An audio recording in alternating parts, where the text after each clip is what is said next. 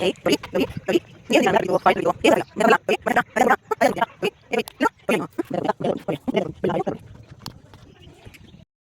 ನಮಸ್ಕಾರ, welcome back to my YouTube channel Saritha Sannidhi logs YouTube ಚಾನಲ್ಗೆ ನಿಮ್ಮೆಲ್ರಿಗೂ ಪ್ರೀತಿಯ ಸುಸ್ವಾಗತ. ಎಲ್ಲಿಗೆ ಬಂದಿದ್ದೀನಿ ಏನು ಅಂತ ನೀವು ನೋಡ್ತಾ ಇದ್ದೀರಾ. ಸಮಯ ತೋರಿಸ್ಬಿಡ್ತೀನಿ ಫಸ್ಟು ನೋಡಿ. ಇವತ್ತು ಗುರುವಾರ 7:37 ಆಗಿದೆ, 8ನೇ ತಾರೀಕು. ಬೆಳಗ್ಗೆನೇ ಒಂದು ವಿಡಿಯೋ ಶುರು ಮಾಡಿದ್ದೀನಿ. ಅದೇ ಹೊಸ ಜಾಗದಿಂದ. ಇದು ಎಷ್ಟು ಜನಕ್ಕೆ ಪರಿಚಯ ಇದೆಯೋ ಇಲ್ಲವೋ ಗೊತ್ತಿಲ್ಲ.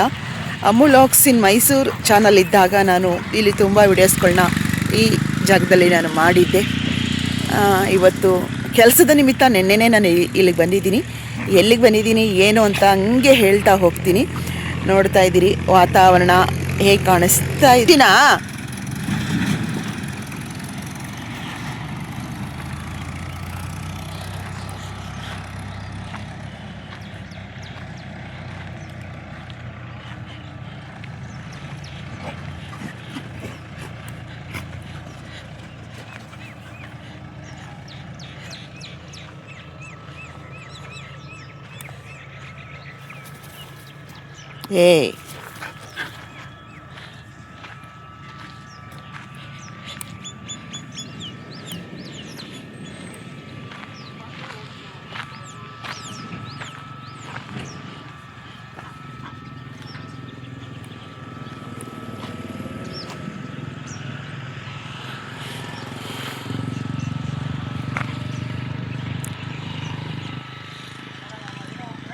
ಇದೇ ನೋಡಿ ನನ್ನ ಅಪ್ಪನ ಆಸ್ತಿ. ಇದೇ ನಮ್ಮ ಇಟ್ಕೆ ಫ್ಯಾಕ್ಟ್ರಿ, ಆಲೋ ಬ್ರಿಕ್ಸ್ ಫ್ಯಾಕ್ಟ್ರಿ. ನೋಡ್ತಾ ಇದ್ದೀರಿ ಏನು ಈ ಬೌಂಡ್ರಿ ಇದೆಯೋ, ಇದೇ ನನ್ನ ತಂದೆ ನನ್ನ ಅಪ್ಪನ ಆಸ್ತಿ. ಸ್ವಲ್ಪ ಹಂಗೆ ಮಾತಾಡೋಣ ಬನ್ನಿ.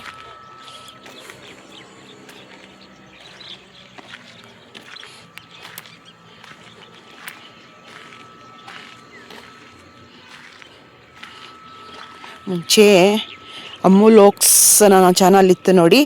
ಅಮ್ಮು ಲಾಗ್ಸ್ ಚಾನಲ್ ಆಮೇಲೆ ಶ್ರೀ ರಾಘವೇಂದ್ರ ಸಾನ್ನಿಧ್ಯ ಆಗಿ ಹೆಸರು ಬದಲಾವಣೆ ಆಯಿತು. ಆ ಸಂದರ್ಭದಲ್ಲಿ ಇಲ್ಲಿ ತುಂಬ ವಿಡಿಯೋಸ್ಗಳನ್ನ ಈ ಒಂದು ಜಾಗದಲ್ಲಿ ನಾನು ಮಾಡಿದ್ದೆ.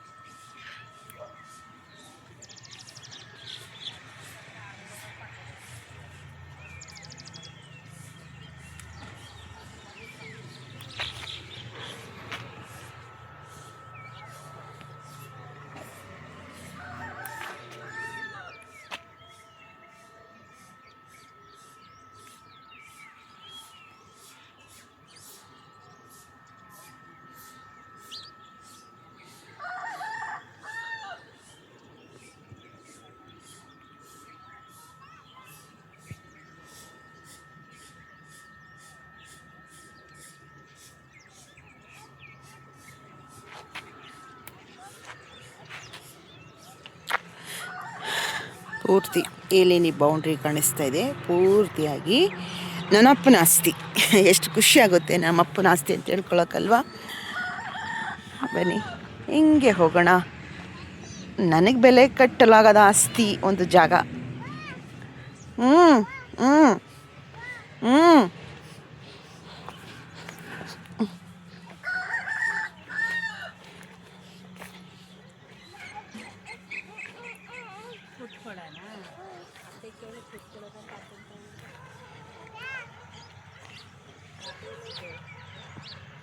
ನೋಡಿ. ಇದು ಬಂದು ಜೋಳ ಹಾಕಿರುವಂಥದ್ದು. ಆ ಜಾಗದಲ್ಲಿ ಗೆಣಸು ಹಾಕಿದ್ರು ಮೊದಲು, ಈಗ ತೆಗೆದು ಇವಾಗ ಬಂದು ಜೋಳ ನೋಡ್ತಾ ಇದ್ದೀರಿ.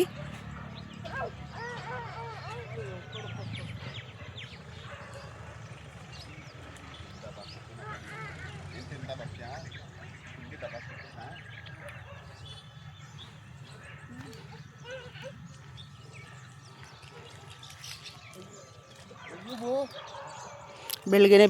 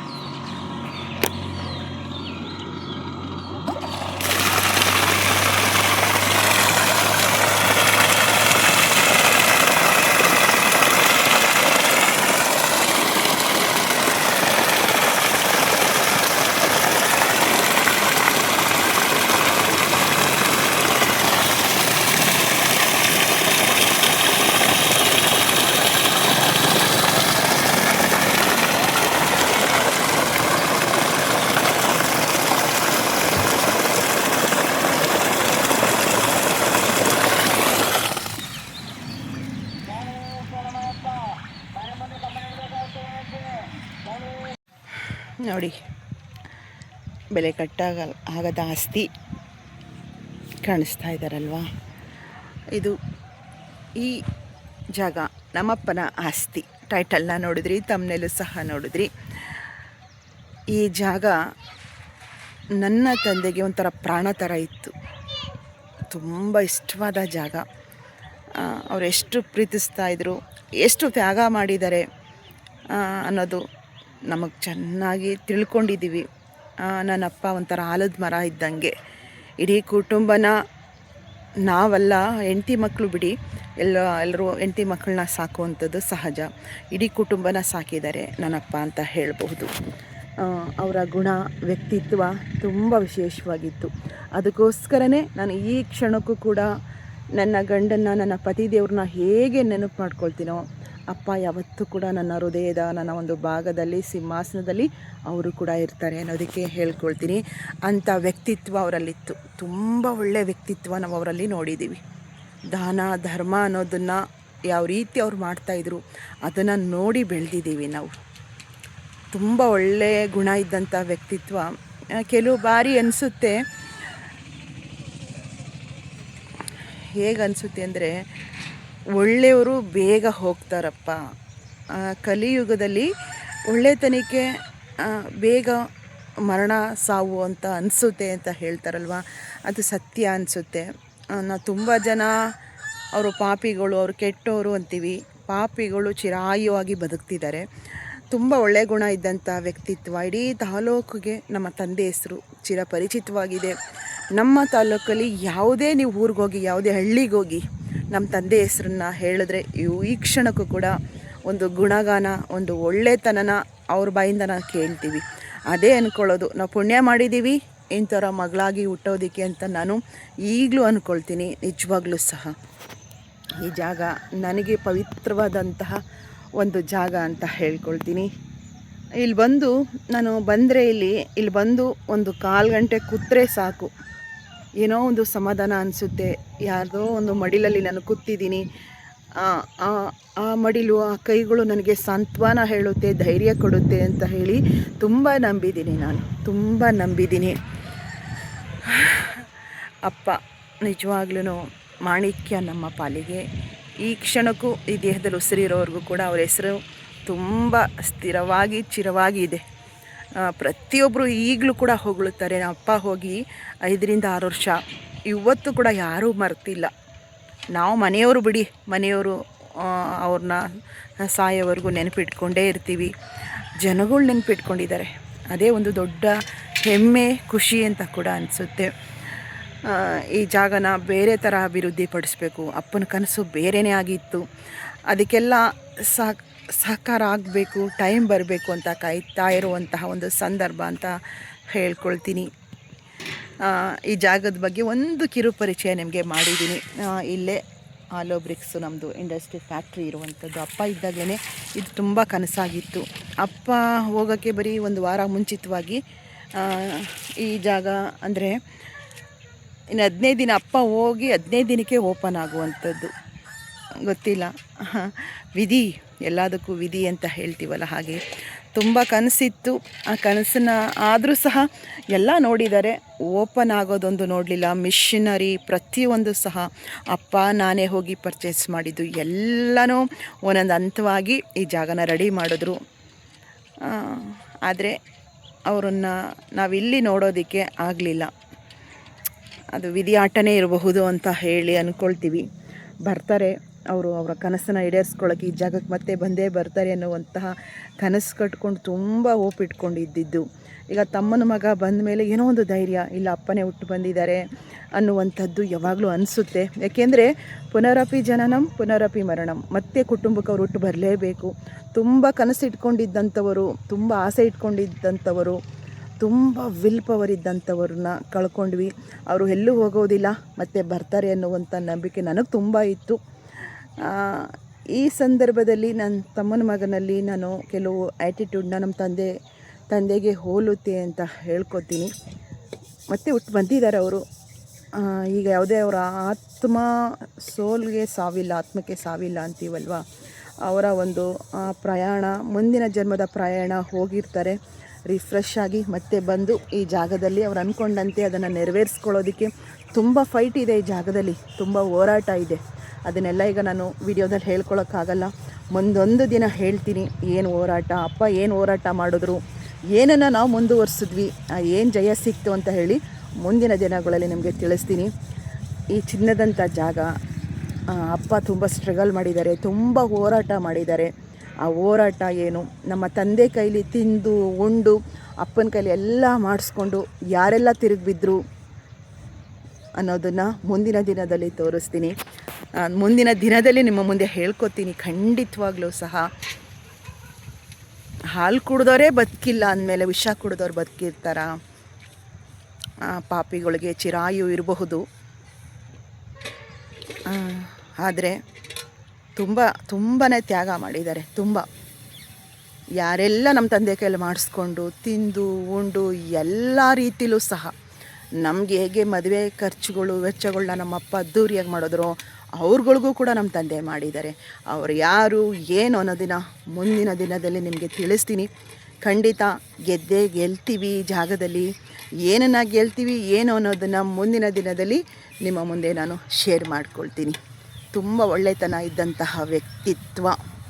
ಯಾಕೆ ಅಂದರೆ ನಿಮಗೆ ನಾನು ಮುಂಚೆನೇ ಹೇಳಿದೆ, ನಮ್ಮ ತಾಲೂಕಿಗೆ ಬಂದು ನೀವು ಯಾವುದೇ ಒಂದು ಹಳ್ಳಿಗಳಿಗೋದ್ರೂ ಸಹ ಕೇಳಿದ್ರೂ ಸಹ ಬುಲೆಟ್ ಕೃಷ್ಣಪ್ಪ ನಿಮಗೆ ಗೊತ್ತಾ, ಅವ್ರು ಹೇಗೆ ಅಂತ ನೀವು ಕೇಳಿದ್ರೂ ಸಹ ಅಲ್ಲಿ ಬರುವಂಥ ಗುಣಗಾನ ತುಂಬ ವಿಶೇಷವಾಗಿರುತ್ತೆ. ನಿಜವಾಗ್ಲೂ ಹೆಮ್ಮೆ ಪಡ್ತೀವಿ ನಾವು ಇವತ್ತು ಕೂಡ.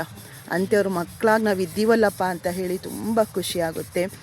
ಮೂವಿಗಳಲ್ಲಿ ಹೀರೋಗಳನ್ನ ನೋಡಿದ್ದೀವಿ, ನಿಜ ಜೀವನದಲ್ಲಿ ನಮ್ಮ ತಂದೆನ ಹೀರೋ ಥರ ನೋಡ್ತಾರೆ ಜನ. ಹುಲಿ ಥರ ಇದ್ದಂಥವ್ರು, ಆ ಗತ್ತು ಯಾರ ಕೈಲೂ ಆಗಲ್ಲ ಅಂತ ಹೇಳ್ತಾರಲ್ವ. ಇದಕ್ಕಿಂತ ಇನ್ನೇನು ಬೇಕು ನಮಗೆ? ಅಪ್ಪ ಬಿಟ್ಟೋಗಿರುವ ಕೊಡುಗೆ ಹುಡುಗೆ ಅದೇ ನಮಗೆ. ಆದರೆ ಬಂದಿದ್ದಾರೆ. ಮುಂದಿನ ದಿನಗಳಲ್ಲಿ ಎಲ್ಲದರಲ್ಲೂ ಕೂಡ ವಿನ್ ಹಾಗೆ ಆಗ್ತೀವಿ, ಜಯಿಸ್ತೀವಿ. ಈ ಜಾಗದಲ್ಲಿ ಬೇರೆ ಥರನೇ ಬದುಕುವಂಥದ್ದನ್ನು ಖಂಡಿತ ನಮ್ಮ ತಂದೆಯೇ ನಮ್ಮ ಜೊತೆಗಿದ್ದು ನಡೆಸ್ತಾರೆ ಅಂತ ಹೇಳಬಹುದು. ಇಷ್ಟ ಆಗಿತ್ತು. ಇದೊಂದು ಕಿರು ಪರಿಚಯ ಅಂದ್ಕೊಳ್ಳಿ. ಮುಂದಿನ ದಿನಗಳಲ್ಲಿ ಹಾಗೆ ಕಂಟಿನ್ಯೂ ಆಗುತ್ತೆ. ಕೆಲವು ವಿಷಯಗಳನ್ನ ನಿಮ್ಮ ಮುಂದೆ ನಾನು ಖಂಡಿತ ಶೇರ್ ಮಾಡ್ಕೊಳ್ತೀನಿ. ಮೊಬೈಲ್ ಟ್ರೈಪ್ಯಾಡ್ ತಂದಿಲ್ಲ, ಕೈಲಿ ಇಟ್ಕೊಳ್ಳೋಕ್ಕೆ ಆಗ್ತಿಲ್ಲ. ಈ ಕೈ ಇಟ್ಕೊಳ್ತೀನಿ ಮತ್ತು ಈ ಕೈ ಇಟ್ಕೊಳ್ತೀನಿ, ಹಂಗಾಗ್ತಾಯಿದೆ.